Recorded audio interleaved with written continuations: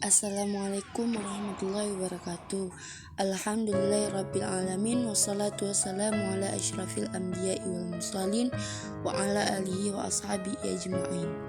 Puji beserta syukur marilah sama-sama kita panjatkan kehadirat Allah Subhanahu wa taala, yang mana Allah masih memberikan kita kesehatan dan umur yang panjang sehingga kita masih dapat menghirup udara yang segar di muka bumi ini. Salawat seiring salam tidak lupa pula kita sanjung sajikan ke pangkuan Nabi besar Muhammad SAW yang telah membawa kita dari alam jahiliyah ke alam yang berilmu pengetahuan seperti yang kita rasakan sekarang ini.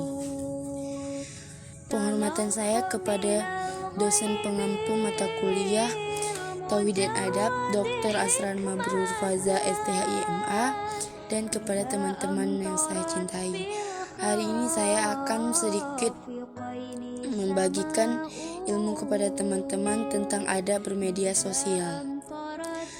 Siapakah yang tidak kenal dengan media sosial? Ya, di zaman ini hampir seluruh masyarakat pasti memiliki setidaknya satu akun sosial media. Lantas, bagaimana seharusnya kita sebagai umat Islam dalam bersosial media? Harus ada adab dalam bermedia sosial. Lantas, bagaimana seharusnya kita dalam bersosial media? Kita harus menggunakan adab-adab yang baik dan benar. Yang pertama, etika media sosial saat memposting. Dalam membuat postingan, hendaknya kita memperhatikan, karena setiap apa yang kita informasikan kepada orang lain akan tercatat di buku amal dan akan dipertanggungjawabkan esok di hari kiamat. Beberapa adab yang berkaitan dengan postingan. A. Berbicara dengan kalimat yang baik. Tidak hanya di dunia nyata, di dunia maya pun kita harus berbicara dengan perkataan yang baik, sebagaimana firman Allah Subhanahu wa taala dalam surah Al-Ahzab ayat 70. Bismillahirrahmanirrahim. Ya ayyuhallazina amanu taqullaha wa aqulu qawlan sadida. Yang artinya, hai orang-orang yang beriman, bertakwalah kamu kepada Allah dan katakanlah perkataan yang benar. Quran surah Al-Ahzab ayat 70. Yang kedua, perkataan jujur dan tidak dusta. Berhati-hatilah pada kalimat dusta, karena ia merupakan kalimat yang menerjukan ke dalam api neraka. Rasulullah SAW bersabda, yang artinya, diwajibkan bagi kalian berkata jujur. Sesungguhnya jujur bersama kebaikan, dan keduanya berada di syurga. Dan takutlah kalian dengan dusta.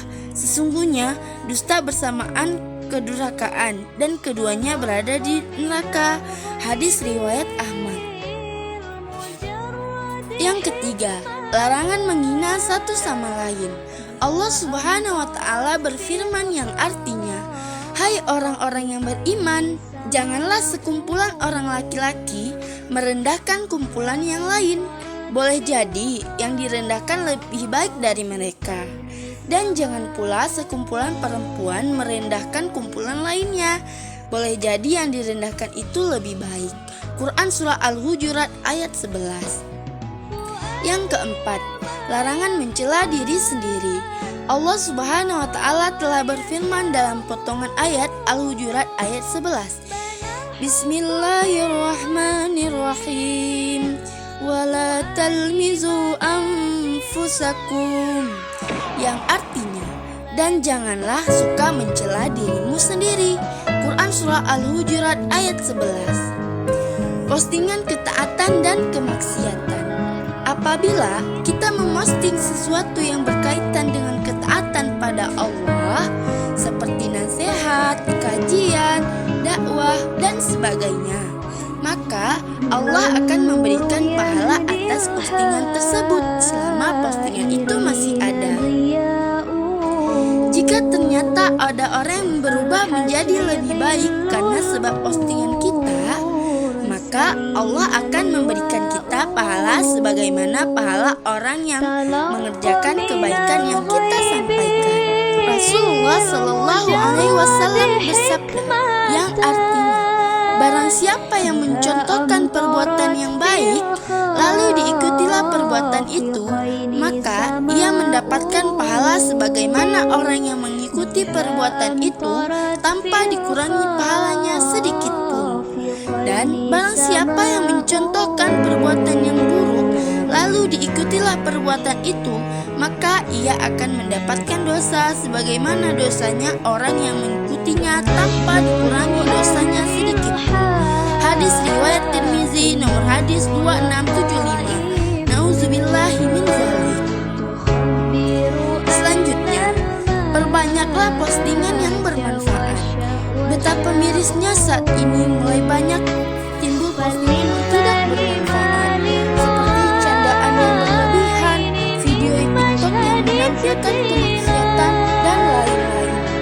Padahal, banyaknya postingan yang berlebihan dalam bercanda tidak bermanfaat, membuat hati menjadi keras, dan menunjukkan buruknya keislaman seorang.